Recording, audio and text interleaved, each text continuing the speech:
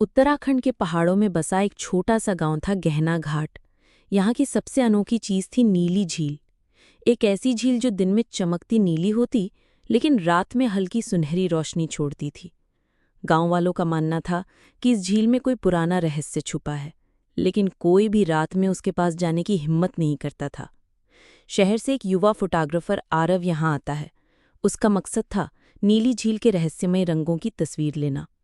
गांव के सरपंच ने उसे चेतावनी दी, रात में झील के पास मत जाना, जो गए वो लौटकर नहीं आए।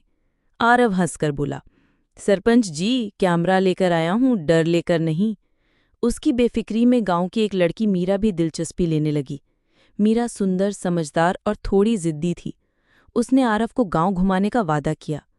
अगले कुछ दिनों में आरव और मीरा की दोस्ती गहरी होने लगी।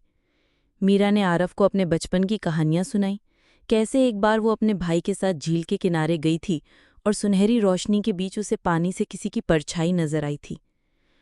वो इंसान नहीं था, उसकी आंखें नीली थीं लेकिन चमकती हुई। आरव ने इसे किसी वैज्ञानिक कारण से जोड़ने की कोशिश की, लेकिन मीरा की आंखों में डर साफ झलक रहा था।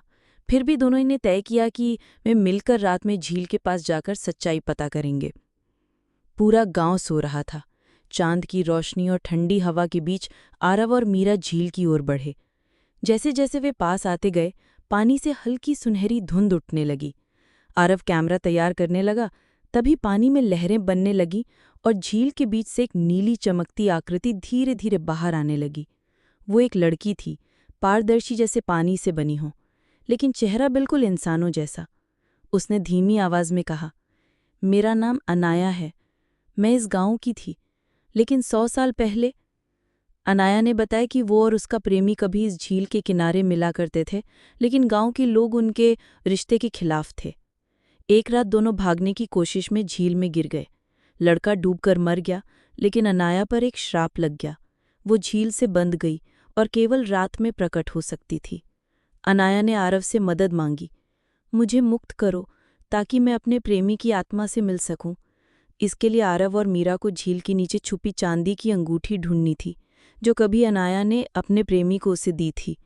लेकिन मुश्किल ये थी कि अंगूठी तक पहुंचने का रास्ता सिर्फ रात के तीसरे पहर में ही खुलता था, और वो समय बस आधा घंटा ही रहता। आरव ने गोताखोरी का सामान पहना और मीरा किनारे पर खड़ी रही। पानी के भीतर उसे एक चमकता हुआ दरवाज़ा दिखा। वो अंदर गया और वहां पत्थरों के बीच एक छोटी सी डिबिया पड़ी थी। डिबिया खोलते ही एक सुनहरी रोशनी फैल गई, लेकिन साथ ही पानी में हलचल मच गई। झील का पानी जैसे उसे बाहर फेंक देना चाहता था। बड़ी मुश्किल से वो अंगूठी लेकर ऊपर आया।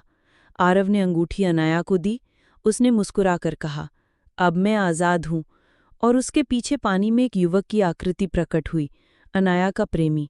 दोनों ने हाथ पकड़े और धीरे धीरे झील में डूबकर गायब हो गए। सुनहरी रोशनी फैलते फैलते पूरी झील फिर से नीली हो गई।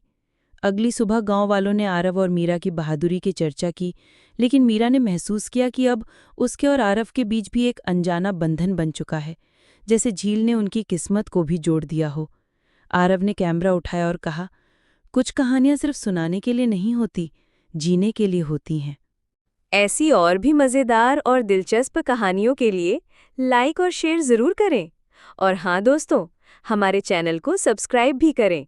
और हाँ, बेल आइकन दबाना मत भूलिए ताकि हमारी हर नई वीडियो का नोटिफिकेशन सबसे पहले आपको मिले।